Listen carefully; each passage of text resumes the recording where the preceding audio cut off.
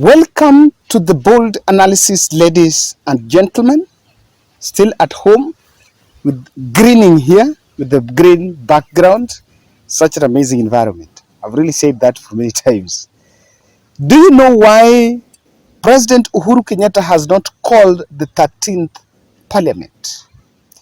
And in this analysis, we are going to look at the power struggle, the push and pull between the president-elect and President Uhuru Muigai Kenyatta. What exactly is happening? But just before we get deep into that, I want to remind you about Sarah Atieno's fundraiser. A day to the end of that fundraiser, after making the first contribution for Sarah Atieno, the first batch of challenge, we remained with only 215,000 to help Sarah, one of our subscribers here, to be discharged from hospital after being locked in Kenyatta for nearly 6 months, and she was suffering acute leukemia. I am so grateful for those of us that have still turned up. We are only remaining with around 35,000 to bring this to completion, and I continue to reach out to us that as we continue to send the 50, 20, now anything you can get, it's going to help us reach the target, so that as we start the process of discharging her on Tuesday, God is going to reach out to us. Kindly, let's continue pushing.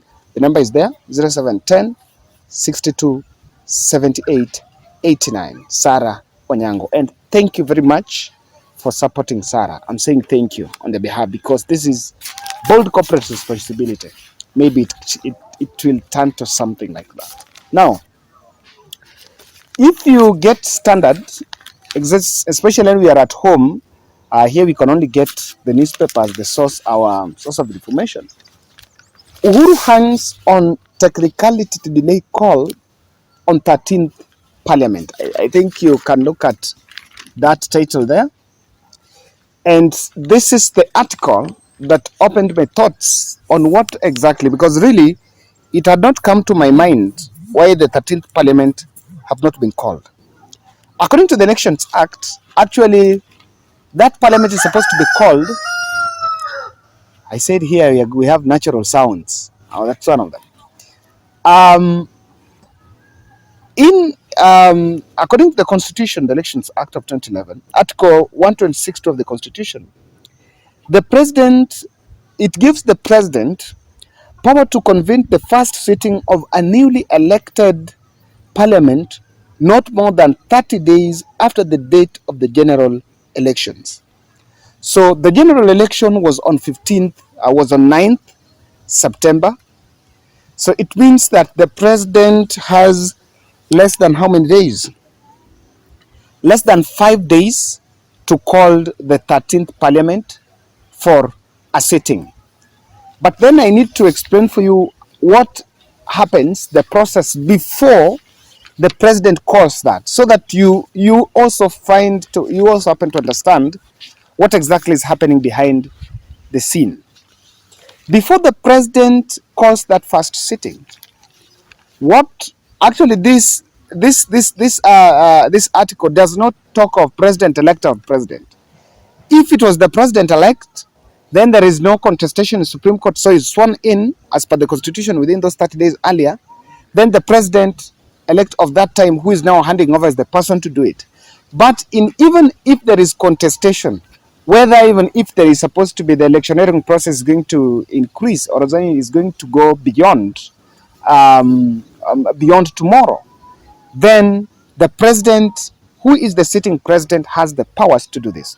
Last general election in 2017, there was a rerun. And when that rerun was called, actually president called, but because of that, president called it earlier, not even earlier than now this. So the IEBC first needs to gazette the nominated members of parliament, the 32 nominated members of parliament, because for president to call the 13th Parliament for a sitting, the first that maiden sitting, the Parliament must be fully constituted. And for the Parliament to be fully constituted, the IEBC is supposed to make sure that the names of 32 members of parliament that are nominated are gazetted. So let's also let me just explain to you now how this goes. Out of the 32, 12 are nominated in the National Assembly. And the 12 that are nominated in the National Assembly are nominated based on the party strength. So the political party list that was taken to IBC, like for example, I think now, UDA is going to have some 6, maybe some 5 slots. Then ODM also have some 5 slots. Then ANC and I think Wiper and Jubilee Party is going to have one each. So ANC and Ford Kenya, I don't think they're going to nominate anyone in the National Assembly. So out of the 12 are actually shared by political parties in terms of strength. So it's very easy. There is no magical science. IBC will go to the list that was submitted by political parties, pick the first 5 in the ODM list and gazette them, go to the UDA list, pick the first 5 and nominate them. Then in Jubilee and Wiper, pick one each. So the first one, for example, in Jubilee side, I know is Sabina Chege. On the other side, I think the NC Secretary General was also number 1, and they might find out in terms of party strength on how they're going to share it. But then in the Senate, there are 32, so 12 is only in the National Assembly. In the Senate, the political parties are going to nominate 16. And I need to get it here. I need to get it clearly. Yeah. 12 will be nominated by parliamentary political parties. Then in the Senate, 20 nominated slots are up for grabs, out of which 16, the 16 will be women nominated by political parties. Political parties have the chance to nominate 16. So it means here they are going to share. Maybe ODM and UDA, ANC and Jubilee and Wiper. But at least in the Senate there is 4 political parties, unlike in the National Assembly where the gender doesn't come in. But because these 4 posts are affirmative action posts, they'll actually go to the Senate. Then 2, there will be 1 man, 1 woman appointed, selected to represent the youth. There is another 1 man, 1 woman selected to appoint people living with disability. Now, so until that is done, then President can call the 13th Parliament. So the question, I have listened to UDA wing, they have argued that President intentionally do not want to call the 13th Parliament, or has technically decided not to do it. While this is what happens. IBC takes the name to the government printer. So it's the government printer that is then supposed to gazette. What is also coming out, I think I read in one of the articles, that IBC had taken the name to the government printer, but someone is sitting on that list, and so the gazettement has not been done officially. So there are 2 sides that the president is sitting on that technicality, on that constitutional demand for IBC to gazette. But IBC has also not gazetted. So probably what do you think is going on? Ladies and gentlemen, that is a very technical aspect as to why that 13th Parliament has not been called into action. But then I think it's also important that we look at it in terms of what exactly could be playing out. Because it's a power struggle between, there is IBC, there is President Uhuru Kenyatta, and there is the UDA wing that have also been crying out. What do you think might technically be behind President Uhuru Kenyatta's delay to call the 13th Parliament? However, he's still within the constitutional threshold. There is no lacuna, there is no crisis. He still have 5 days. So I think the Parliament is supposed to be called in the course of this week. Hii wiki tunaingia, irrespective of Supreme Court verdict, whether rerun or no rerun. Now, so far, UDA had 140 MPs, ODM 85, Jubilee 28, Wiper 24, ANC 7, Ford Kenya 6, UDM 5, DAPK 5, and Azimio la Umoja had 161 in general against 159 by Kenya Kwanza. But out of the 12 and 12 for independent candidates, out of the 12, Kenya Kwanza has gone charm offensive, wing its side 10 that have gone to Kenya Kwanza. So maybe the two are still remaining there. So that's why technically UDA has been bragging of majority in the National Assembly. They have strategically got the independent ones.